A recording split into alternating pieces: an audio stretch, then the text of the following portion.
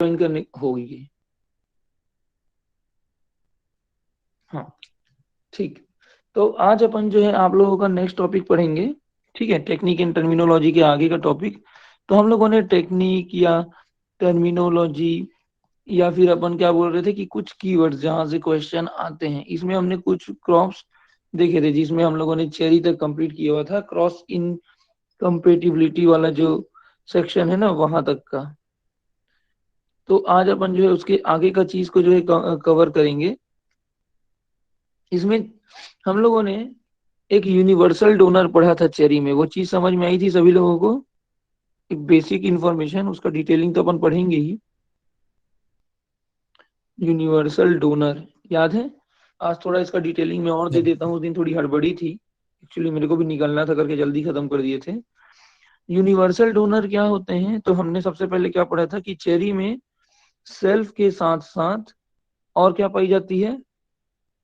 Cross incompatibility पाई जाती है, ये हमने पढ़ा। हाँ, इसके कारण क्या होता है कि चेरी में कुछ ग्रुप ऐसे होते हैं, मान के चलो कि A B C D E F G H I J K, इतने सारी वैरायटी है मान लेते हैं, ठीक है, ये सब अलग अलग वैरायटी है मान लीजिए आप। इसमें से ये ए का सी के साथ नहीं पड़ता है, ठीक है, बी का डी के साथ नहीं पड़ता, और बी का एफ के साथ भी नहीं पड़ता, ठीक है। तो मैं क्या करूंगा, ए और डी को एक ग्रुप में रख दिया, बी सी और एफ को एक ग्रुप में रख दिया। ऐसे ही मान लो ई जे के का नहीं पड़ता, इनको एक ग्रुप में रख दिए, ठीक है। जी एच आई का एक साथ नहीं पड़ता तो इन लोगों को एक ग्रुप में रख दिए, ठीक है।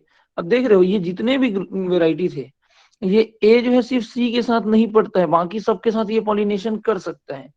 बी केवल सी और एफ के साथ नहीं पॉलिनेशन कर सकता, बाकी सबके साथ कर सकता है।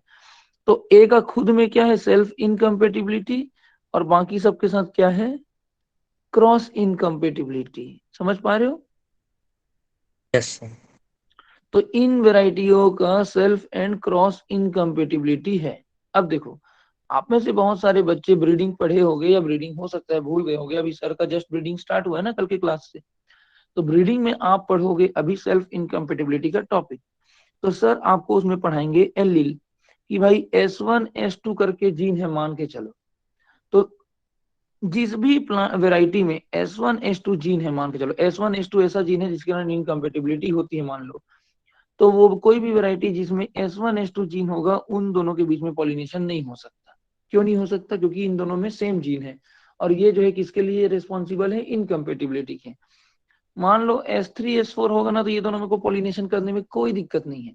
तो ये ए डी या बी सी एफ या ई जे के या जी एच आई है, इनका अपने खुद का सेम सेम जीनोटाइप हो जाता है, इसलिए इनमें क्या होता है? सेल्फ और क्रॉस इनकम्पेटिबिलिटी पाई जाती है। यहाँ तक का चीज समझ में आ रहा है? Yes sir. Yes sir. तो उस कारण से क्या किए साइंटिस्ट लोग, अब भाई कितने फार्मर बेचारा कितना ये सबको पता करेगा, तो साइंटिस्ट लोग क्या किए, शुरुआती दौर में 13 ठो ग्रुप बनाए।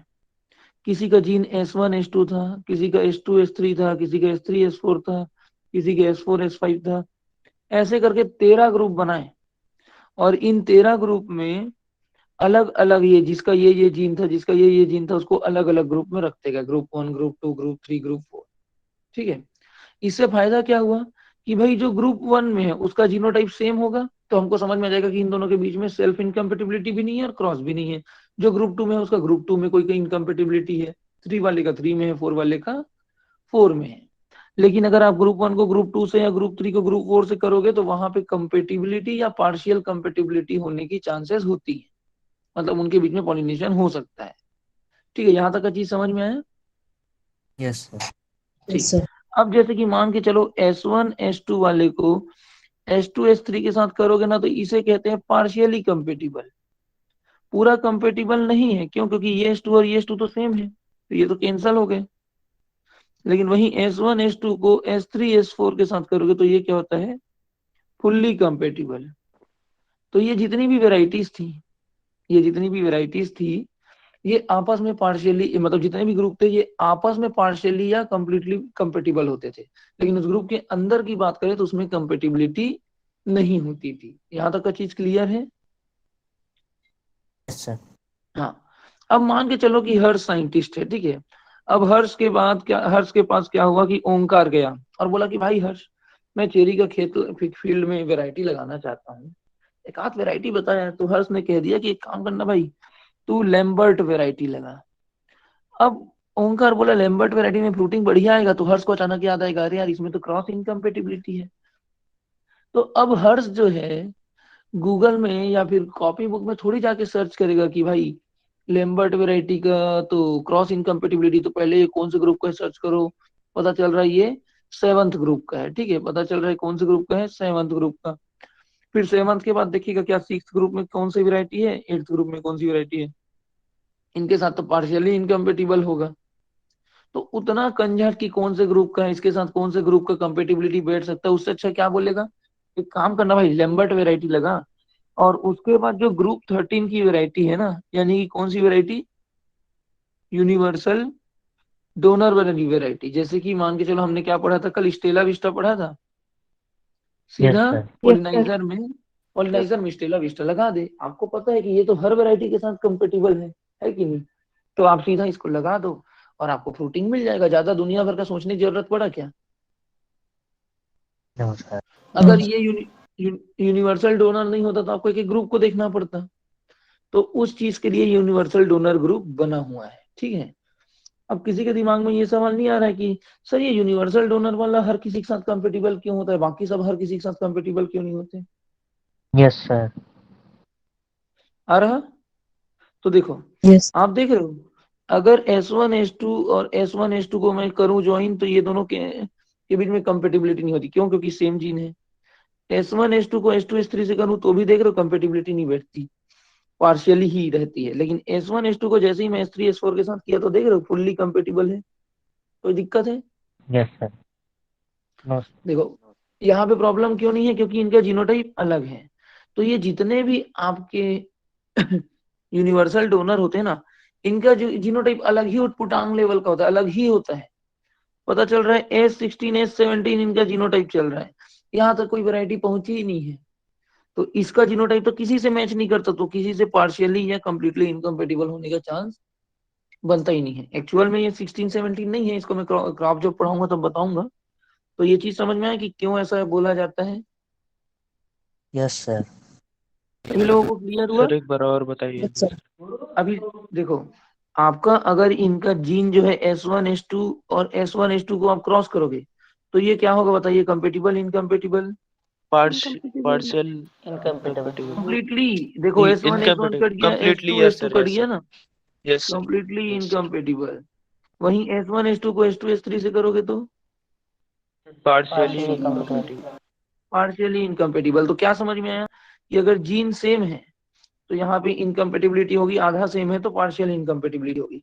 वहीं पे अगर S1 S2 को S3 S4 से करा दो तो कोई सिमिलैरिटी है क्या जीन की। No sir. तो ये क्या होंगे, कंपेटिबल। अब भाई एक ठो ग्रुप थोड़ी है, 12 ठो ग्रुप है यार, S1 से लेके S14 यस सर। 15 तक पूरा जीनोटाइप है। तो यूनिवर्सल डोनर में ऐसी जीन होते हैं जो उन 12 ग्रुप में कहीं नहीं होते हैं। तो ऐसे जीन जो पूरे बाकी प्लांट के वैरायटी के जीन से अलग होगा, तभी तो वो हर किसी के साथ कंपेटिबल होगा। कि पता चल रहा है 12 ग्रुप में S1 से S15 तक का ग्रुप है, तक जीनोटाइप है, और इसमें कुछ D1 करके वैरायटी जीन है। तो ये डी तो इस पूरे सीरीज से अलग हो गया। तो किसी के साथ भी क्रॉस करो, क्या इनकम्पेटिबल होने के लिए कुछ कैंसल आउट होगा क्या, नहीं होगा। तो इसीलिए होता है, ठीक है। अभी आप लोग जो है इसको चेरी में तभी हम लोग पूरे डिटेल में और पढ़ेंगे ही। अभी आप लोगों को 1 से 2 दिन में, आई थिंक 3 से 4 दिन के अंदर में, जैसे ही मेंडेलियन जेनेटिक्स खत्म होगा, सर आपको पढ़ाएंगे self incompatibility, male sterility and cytoplasmic inheritance, है ना। तो वो जो सेल्फ इनकम्पेटिबिलिटी वाला चैप्टर है ना, वो आप सर से एकदम प्रॉपरली जब समझ जाएंगे ना आप सभी लोग, तो इसको मैं फिर से डील करूंगा कौन से चैप्टर में, चेरी में। तो वहां पे एक बार और प्रॉपरली समझ में आएगा। तो अभी एक बेसिक आइडिया सर रखे रहिए। हाँ बोलिए। सर इसके वेराइटीज को जीनोटाइप के हिसाब से अलग अलग भागों में बांटा होगा ना। हाँ, उसके जीन के हिसाब से, इनकम्पेटिबिलिटी जीन यस जो सर। होते हैं ना उसके हिसाब से, ठीक है। तो क्या हुआ, एक चीज लिख लीजिए, ल्यूपिन करके एक साइंटिस्ट हुए, लिख लीजिए पहले ना, सबसे पहले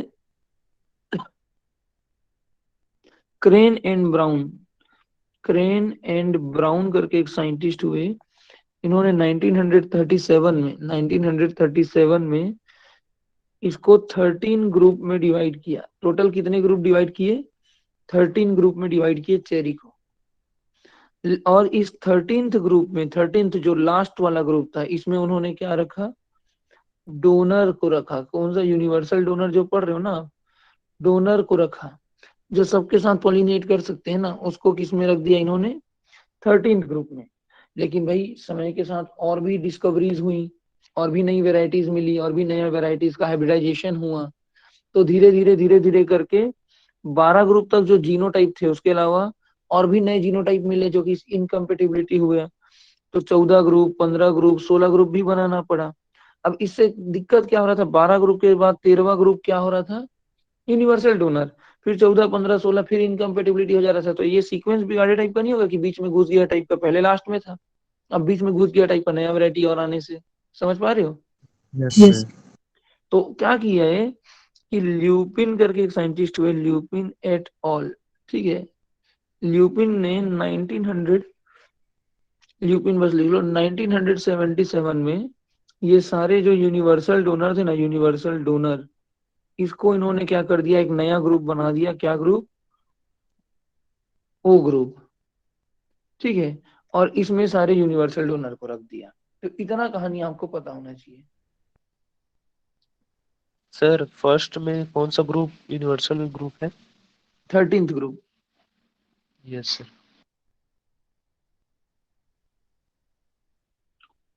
आज समझ में आया चेरी आप लोग को प्रॉपरली? अभी क्या है ना, इसके मैं और डिटेलिंग में जाऊंगा, पर अभी जाऊंगा तो आप लोग सर पकड़ लोगे, बोलोगे, क्योंकि अभी चेरी का कोई डिटेलिंग आपको आइडिया नहीं है नॉर्मल। लेकिन जिस दिन क्रॉप में समझाऊं तो एटलीस्ट एक बेसिक नॉलेज हो, आपको पहले से पता होगा ना, तो इंटरेस्ट बनता है, इसलिए इसको यहाँ पे पढ़ रहे हैं। अभी इसमें और भी डिटेल है जो कि अपन क्रॉप में पढ़ेंगे, पूरा जीन के एग्जाम्पल दे दे के बताऊंगा, ठीक है। Yes sir. यस। ओके, तो यहाँ तक की चीजें हुई। ठीक, फिर नेक्स्ट क्रॉप क्या आता है आपका? एप्रिकॉट। नाम तो सुने ही होंगे, खुमानी कहते हैं हिंदी में, है ना। इसमें एक प्रोडक्ट बनता है जिसे कहते हैं चलोरी। चलोरी जो क्या है? वो ड्राइड प्रोडक्ट है। ड्राइड प्रोडक्ट है जिसको वाइल्ड एप्रिकॉट से बनाते हैं। ये नाम याद रखना, ठीक है। दूसरा, इसमें एक केमिकल पाया जाता है जिसे कहते हैं लेक्टोन्स। एंटी कैंसर कंपाउंड है।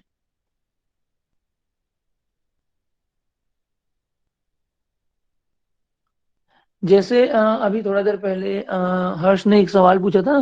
अर्ली ड्रॉप, देखो ड्रॉप जो है, फ्रूट ड्रॉप 3 टाइप के होते हैं, अर्ली ड्रॉप, जून ड्रॉप, और उसके बाद एक क्या होता है?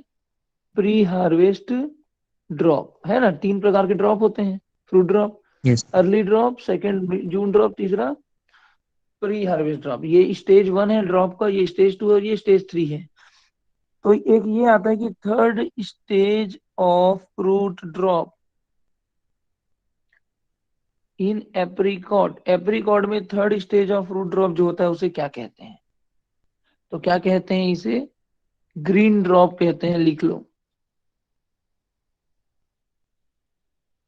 Third stage of fruit drop को ग्रीन ड्रॉप कहते हैं करके लिख लीजिए। एक बार आप लोग का सिलेबस खत्म हो जाए ना, तो अपन कोशिश करेंगे कि फोर्थ ईयर वालों को तो पहले जेआरएफ का प्रिपरेशन करना है। जो थर्ड ईयर की स्टूडेंट्स रिमेनिंग रह जाएंगे ना, उनके साथ एक बार अपन फ्रूट ड्रॉप को पूरा डिस्कस करेंगे। या फोर्थ ईयर वालों के पास समय रहेगा तो वो भी बीच में अटेंड कर सकते हो।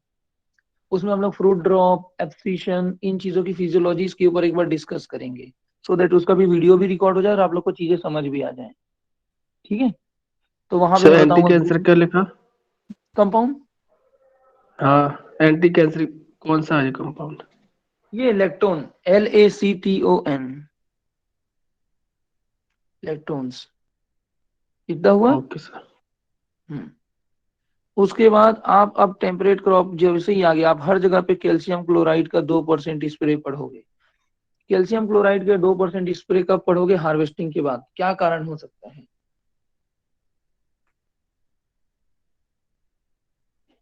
सर फ्रूट फर्मनेस मेंटेन करने में। Fruit firmness. आप सभी लोगों को आप सभी लोगों को पता है ना कि जो आपका कैल्शियम है वो कैल्शियम पेक्टेट फॉर्मेशन में हेल्प करता है, फॉर्मनेस वाले में। तो आप लोगों ने ऑलरेडी कई बार पढ़ा हुआ है कि जो आपका फ्रूट फॉर्मनेस है उसको मेंटेन करने के लिए कौन काम करता है? Calcium chloride. लिख लीजिए, reduces the loss in fruit firmness. Fruit के फर्मनेस में जो होने वाला लॉस है उसको रिड्यूस करने का काम कौन करता है? कैल्शियम क्लोराइड, यानी कि उसको मेंटेन करता है फर्मनेस को। ठीक है, समझ में आया? Yes, sir. यस। अच्छा, अब एक बात बताओ, जब हम लोग क्लासिफिकेशन पढ़ रहे थे तो हमने प्रोनोइडी फैमिली पढ़ा, और प्रोनोइडी फैमिली के सारे सीड में यस। हम एक केमिकल पाया जाता है पढ़े थे। कौन सा केमिकल था? Amygdalin. एमाइगडेलिन। एमाइलिन। Amygdalin. एमिगडेलिन। इस एमिगडेलिन के कारण एक तो टॉक्सिक भी होता है और दूसरा बिटरनेस भी आती है। और एप्रिकॉट यस में सर। भी क्या होते हैं? बिटरनेस होती है। पर एप्रिकॉट के कुछ जो सीड होते हैं उसमें क्या पाया जाता है? Sweet kernel. क्या पाया जाता है कुछ वेराइटीज में? Sweet kernel. तो ये जो स्वीट कर्नल वाली वेराइटीज होती हैं इसको सब्स्टिट्यूट टू आलमंड कहते हैं, लिख लेना है। एक काम करना, आप में से कोई एक बंदा जो है ना लिस्ट बनाइए कि कौन कौन से किसके किसके सब्स्टिट्यूट हैं। और जितने लोगों को ये काम दिया गया था कि ये क्या क्या वैरायटी का दिया हुआ था, थार और कोंकण, वो सारे लिस्ट को आज आप लोग ग्रुप में डाल दीजिए, जिनको जिनको दिया गया था अपना अपना लिस्ट बना के। ठीक है, तो स्वीट स्वीट कर्नल वाली जो वैरायटी होती है उसको हम लोग क्या कहते हैं? Substitute to almond. ये कैसे होते हैं, क्या काम करते हैं, इसको मैं एक बार आप लोग को क्रॉप में समझाऊंगा कि कैसे स्वीट कर्नल बनता है। एक्चुअली म्यूटेशन की वजह से या जीन में चेंजेस होने की वजह से एमिग्डालिन फॉर्मेशन रुक जाता है। जैसे कि हम लोग जो आलमंड खाते हैं वो म्यूटेशन का कमाल है। ठीक है, तो वो चीजें अपने को क्रॉप में एक बार और समझ में आएंगी। यहाँ तक का चीज समझ में आया? स्वीट कर्नल वाले को सब्स्टिट्यूट टू आलमंड कहते हैं। Yes, sir. ओके। सर ये स्वीट कर्नल वो बिटरनेस का नाम है ना सर? नहीं नहीं नहीं नहीं, एक होता है बीटर कर्नल। बीटर कर्नल यानी कि कड़वा वाला कर्नल या बीटर वाला, इसमें एमिग्डालिन मौजूद है इसलिए ये कड़वा है। और स्वीट कर्नल यानी कि मीठा वाला कर्नल। ठीक है, ये नाम नहीं है, ये कर्नल स्वीट होते हैं क्योंकि इसमें एमिग्डालिन नहीं पाया जाता। ठीक है, यस सर। ओके। नेक्स्ट आता है जिसे कहते हैं आलमंड। आलमंड में आप लोगों ने, अब आलमंड आ ही गया तो ये देखो इसमें केमिकल भी आ जाता है क्योंकि मेनली क्वेश्चन यहीं से आता है। तो इसमें क्या पाया जाता है? एमिग्डालिन पाया जाता है। जो वाइल्ड आलमंड होते हैं, वाइल्ड आलमंड जिसको हम नहीं खाते, उसमें क्या पाया जाता है? एमिग्डालिन पाया जाता है। और जो हम खाते हैं उसमें नहीं पाया जाता भाई। ठीक है, ये जो एमिग्डालिन है ना, ये बाद में किस में कन्वर्ट हो जाते हैं? Convert HCl. To Prashik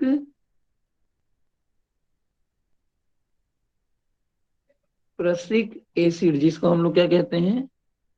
hydrogen cyanide कहते हैं ना। Yes.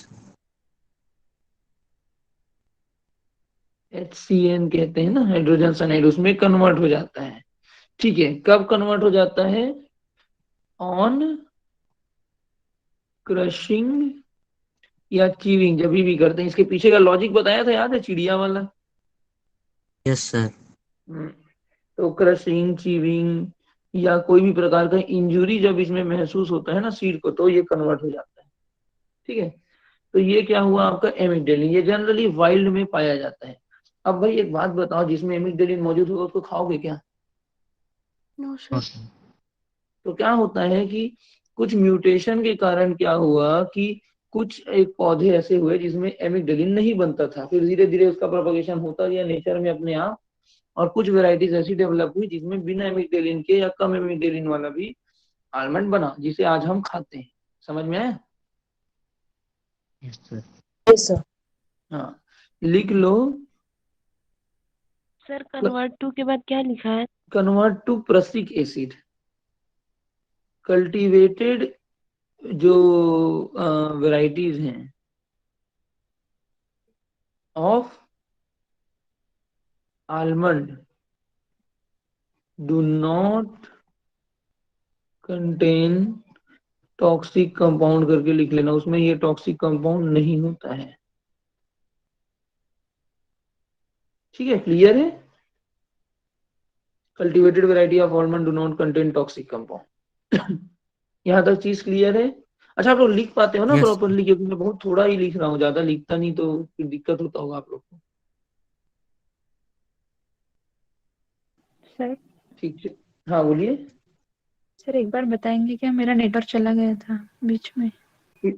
इसमें क्या होता है कि आलमंड में एक केमिकल पाया जाता है इमिडेलिन, जिसके कारण आलमंड या पूरे जो प्रोनोइडी है उसके कारण कड़वाहट होती है या टॉक्सिसिटी होती है। पर हम तो आलमंड को खाते हैं, हमको टॉक्सिसिटी महसूस होती है क्या? नहीं होती है ना। वो इसलिए क्योंकि हम जो खाते हैं यस वैरायटी उसमें वो एमिडेलिन केमिकल नहीं पाया जाता। तो वही चीज लिखा है कि cultivated variety do not contain toxic compound. जबकि जो वाइल्ड वैरायटी है जिसको हम नहीं खाते उसमें एमिडेलिन होता है, जो कि हाइड्रोजन साइनाइड में कन्वर्ट हो जाता है। अगर उसको आप क्रश कर दो या चीव कर जाओ या फिर कोई इंजुरी पहुंचाओ तो वो हमारे लिए टॉक्सिक हो सकता है। कौन सी? Wild variety. कल्टीवेटेड में ये प्रॉब्लम नहीं। ठीक है, सर हाँ बोलिए। सर ये जो एप्रिकॉट है उसमें जरूरी नहीं है ना कि वाइल्ड वाइल्ड एप्रिकॉट में ही एमेक्डेलिन पाया जाए?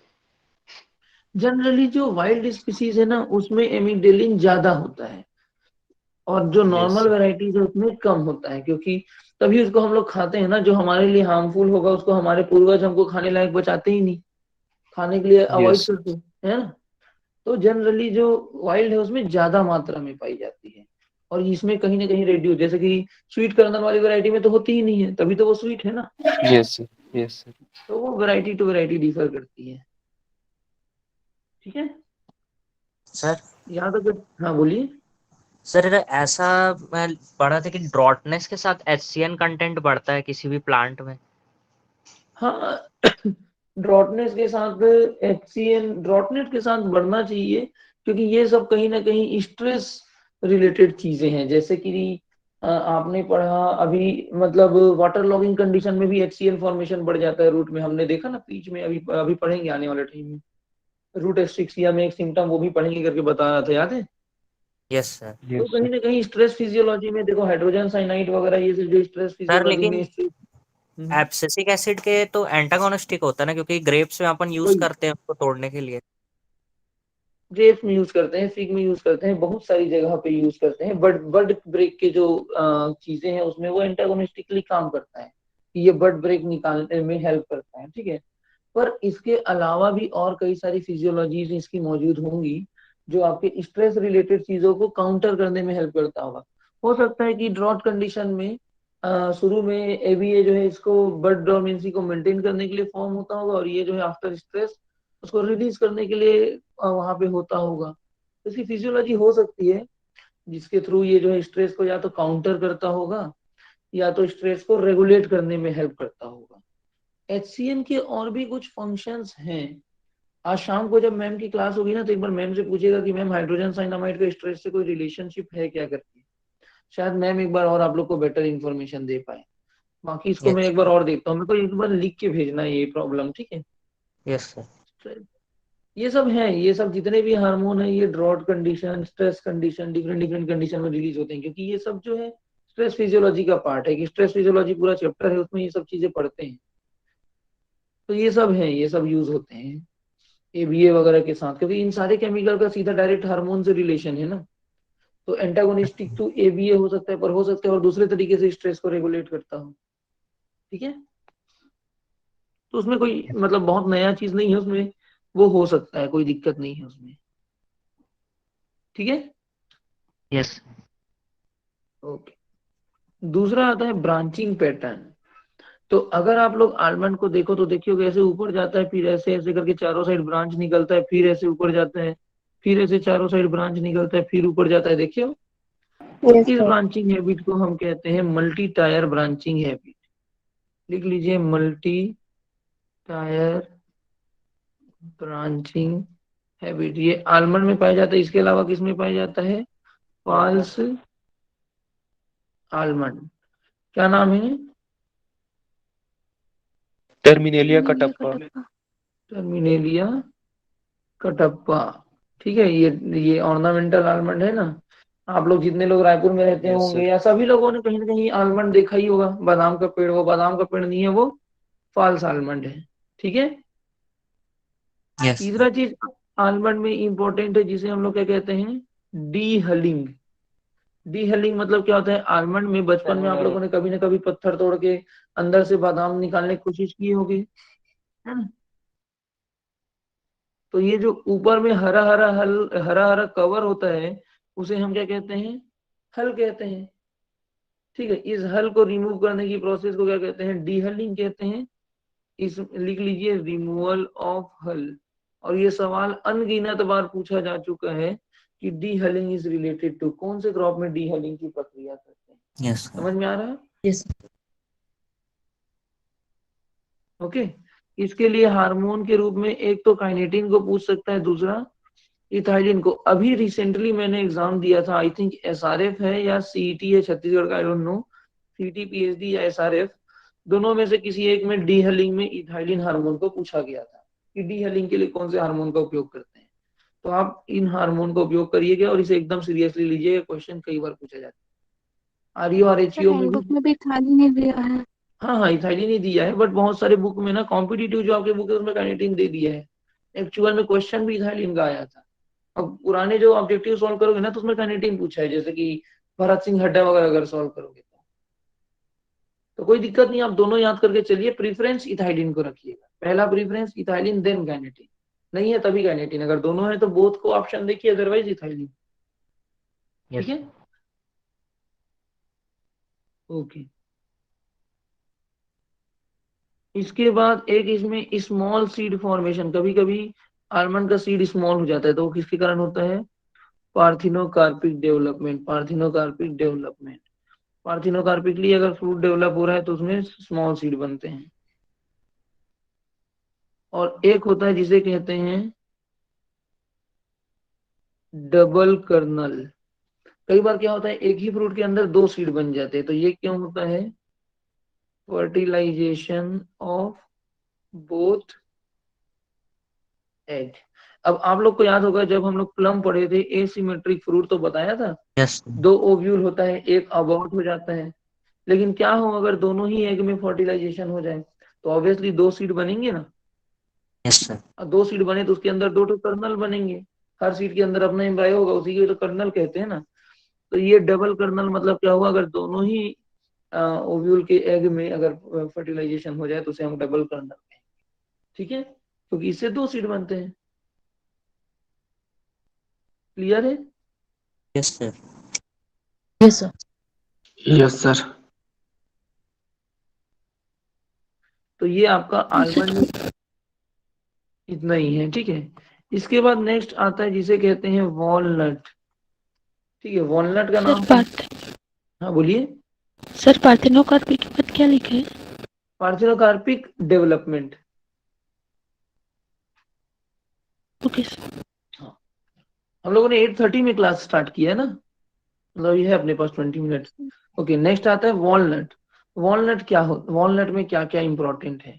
वॉलनट में बहुत सारे इंपॉर्टेंट क्वेश्चन है। इसमें सबसे पहला आता है जिसे कहते हैं PFA, पिस्टिलेट फ्लावर एब्सिशन, या फिर दूसरा एक और क्या है, प्री फाउंड एब्सिशन। दोनों में से जो भी वर्ड आए आपको समझना वही है। क्या होता है, आलमंड में खूब फूल आते हैं। फूल आने के बाद देखते हैं कि फ्लावरिंग के 10 से 15 दिन के अंदर जो फीमेल फ्लावर है वो झड़ने लगे। नॉर्मली कोई भी फ्लावर जो है कब झड़ता है, कौन से कंडीशन में फ्लावर ड्रॉप होता है बताइए। स्ट्रेस में सर। स्ट्रेस में, और दूसरा जब हार्मोन इम्बैलेंस होता है। जब हार्मोन इम्बैलेंस हो, और एब्सिशन लेयर फॉर्मेशन।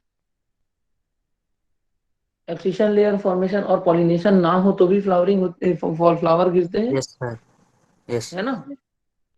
पर इसमें क्या होता है, अंदर में ये जो फीमेल है ना, इसमें जो है ओवर पॉलिनेशन के कारण ये फीमेल फ्लावर गिरने लगता है। किसके कारण गिरता है,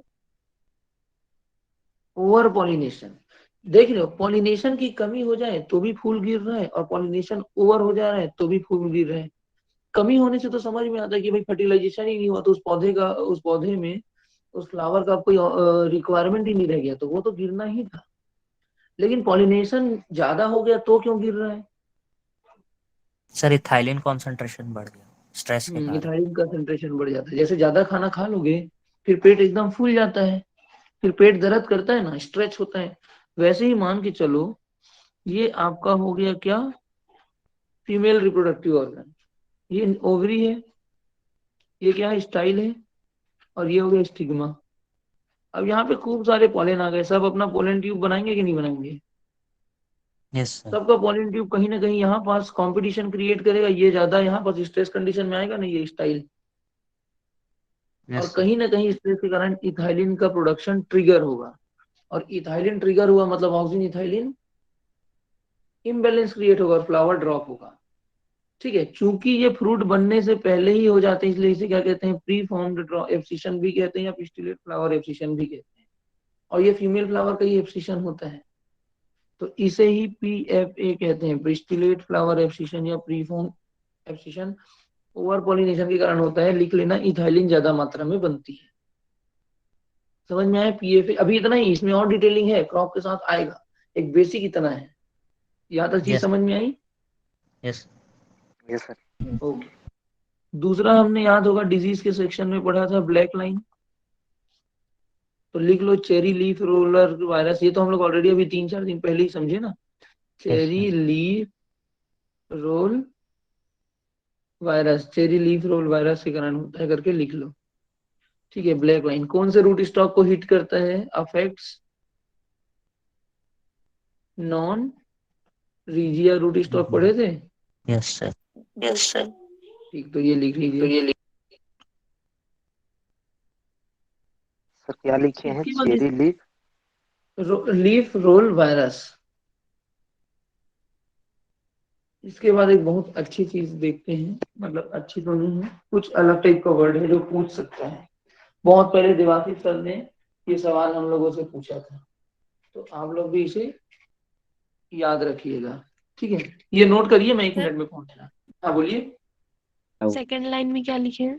affect non regia rootstock, non regia rootstock को अफेक्ट करता है। ठीक है,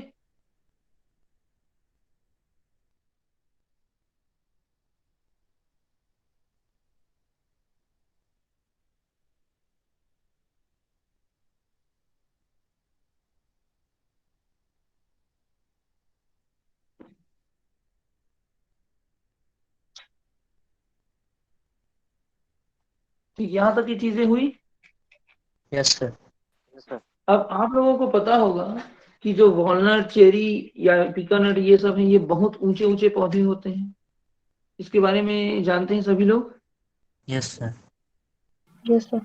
बहुत ऊंचे ऊंचे पौधे होने के कारण क्या होता है, इनकी स्पेसिंग को बहुत ज्यादा रखनी पड़ती है। आप कभी भी वॉलनट पिकानट का स्पेसिंग देखोगे, 10x10, 12x12 ऐसा टाइप का स्पेसिंग पड़ते हो, देखे हो? Yes sir. Yes sir.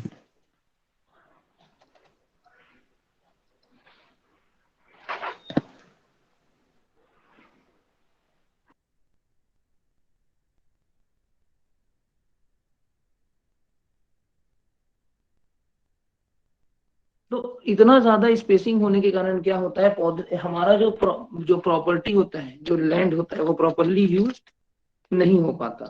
अब आप लोग एक और चीज पढ़े होंगे कि जो वॉलनट होता है, ये वॉलनट का जो जमीन, जो वुड होता है, वो भी यूज होता है। इसके बारे में पढ़े हो, वॉलनट पिकानट के बारे में? सर रिपीट करिए ना, आपका वॉइस फ्लक्चुएट हो रहा है इधर थोड़ा। अच्छा, देखो, जो वॉलनट पिकानट होते हैं ना, ये अपने आप में बहुत बड़े बड़े पौधे होते हैं, इनकी ऊंचाई बहुत ज्यादा होती है। ऊंचाई बहुत ज्यादा होने के कारण क्या होता है, हमको स्पेसिंग बहुत ज्यादा रखना पड़ता है। अब 12x12, 15x15, इवन 18x18 में भी लगता है, मीटर की बात कर रहा है प्लांट जो है पिकानट वॉलनट। तो अगर इतने स्पेसिंग में लगाओगे तो गिन के 60 पौधे, 70 पौधे 2.5 एकड़ में या 1 हेक्टेयर में लगेगा। तो ठीक है, हमारा जो क्रॉप का प्रोडक्शन होगा वो तो होगा, पर हमको कुछ और एडिशनल इनकम मिला क्या? हमारा बीच में इंटरक्रॉपिंग के रूप में आप यूज कर सकते हो, पर हमारे क्रॉप से बहुत ज्यादा बेनिफिट हम नहीं ले पाते। तो हम क्या करते हैं, इसको ना शुरुआत में एकदम 12x12 नहीं लगाते हैं, शुरू में क्या लगाते हैं, 6x6। चाय कॉफी का प्लांटेशन देखे हो, यस सर। उसमें शेड क्रॉप लगाते हैं, यस एक सर। परमानेंट शेड क्रॉप और एक टेम्पररी शेड क्रॉप लगाते हैं ना। वैसे यस ही सर। वॉलनट पीकानट में भी क्या करते हैं, शुरू में पौधे को कितने में, अगर 12x12 की स्पेसिंग है तो आप शुरू में कितने में लगाओगे, 6x6 मीटर में।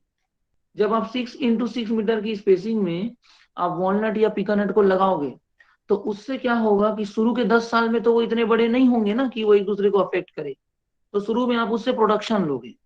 फिर अगले 5 साल तक वो धीरे धीरे जब एक दूसरे को डिस्टर्ब करने लगेंगे, तो आप उसके ब्रांचेस को काट काट के कहीं ना कहीं स्पेसिंग को मेंटेन करोगे और उस पौधे से प्रोडक्शन लोगे।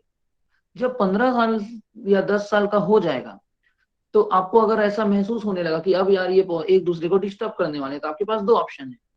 या तो आप उसके छोटे छोटे जो ब्रांचेस हैं, लिम्स हैं, उसको काटो और उसे अगले 5-10 साल और मेंटेन करो, है नहीं। तो ये अगले 5-10 साल जो और मेंटेन करोगे, उसे हम लोग क्या कहेंगे, विस्क ब्रूमिंग कहेंगे। मैं लिखाऊंगा ये क्या होता है, ठीक है। तो एक होता है टर्मिनोलॉजी विस्क ब्रूमिंग। इसमें हम क्या करते हैं, उसके लिम्स को काट काट के हम लोग ट्री की डेंसिटी को मेंटेन करते हैं, ताकि एक दूसरे को डिस्टर्ब ना करे और ज्यादा ज्यादा पौधों को हम मेंटेन कर सके 6x6 में। या तो फिर हम क्या करेंगे, एक समय ऐसा आएगा जब विस्क ब्रूमिंग से भी काम नहीं चलेगा, पौधा इतना बढ़ जाएगा कि आपको एक दूसरे को वो डिस्टर्ब करेगा ही करेगा। आप सोचो ना, आप अपने घर का देसी वैरायटी आम को 5x5 की दूरी में लगा सकते हो क्या? हाँ सर। Yes no sir. एक समय तक जब उसकी हाइट बहुत ज्यादा नहीं बढ़ेगी, फैलाव बहुत ज्यादा नहीं होगा, तब तक आप काट छांट करके मेंटेन कर सकते हो। लेकिन एक समय के बाद बीज के पौधे को उखाड़ना ही पड़ेगा। तो हम उस समय को थोड़ा सा डिले करते हैं, क्योंकि वॉलनट, पीकानट, इनकी जो मेन स्टेम होता है ना, ट्रंक, उसका टिम्बर वाला वैल्यू है, फर्नीचर वगैरह बनाने में उपयोग होता है। तो हम क्या करते हैं, जब उसका टिम्बर सही से डेवलप हो जाता है, तो हम बीज के पौधे को काट देते हैं। 6x6 में लगाए हैं, 6-6 मीटर की दूरी में लगाए हैं। बीज के एक एक पौधे को हटा दिए, तो अब स्पेसिंग कितनी हो गई, 10 साल, 5 साल, 12 साल बाद। सर स्लाइड नहीं दिख रही है। नहीं नहीं, अभी स्लाइड शो नहीं कर रहा हूँ, अभी आप लोगों का ही दिख रहा है, ठीक है। तो अगर आप 1 साल बाद, 1.5 साल बाद, 2 साल बाद, जितने भी समय के बाद अगर आप जो है उस बीच के ट्री को हटा दिए, तो जो 6-6 मीटर की दूरी थी, अब वो कितने कितने मीटर की दूरी हो गई, 12-12 मीटर की हो गई, बीच के एक एक पौधे को हटा यस दिए सर। तो। Yes sir. Yes sir. तो देखो, हमने क्या किया, बीच के एक पौधे को ही हटा दिया, तो एक को कहते हैं वन टाइम थिनिंग। अगर पूरे पौधे को एक साथ हटा दिए तो क्या कहते हैं, वन टाइम थिनिंग। और अगर उसके ब्रांचेस को हटाए धीरे धीरे करके, तो उसे हम लोग क्या कहेंगे, विस्क ब्रूमिंग। विच ब्रूमिंग। विस्क ब्रूमिंग। तो इस प्रोसेस को कहते हैं ट्री थिनिंग। ट्री थिनिंग क्यों कर रहे हैं, ताकि हम प्लांट की डेंसिटी को मेंटेन कर सकें। और हम जब उसको काट के निकालेंगे, तो टिम्बर की वैल्यू है उसकी, तो हमको एक एडिशनल इनकम मिलेगा ना, आपको यस सर। पौधे में एडिशनल इनकम मिलेगा। तो इसी के लिए ट्री थिनिंग की जाती है, ठीक है। इसी को हम लोग नोट करेंगे, 1 मिनट रुकिएगा।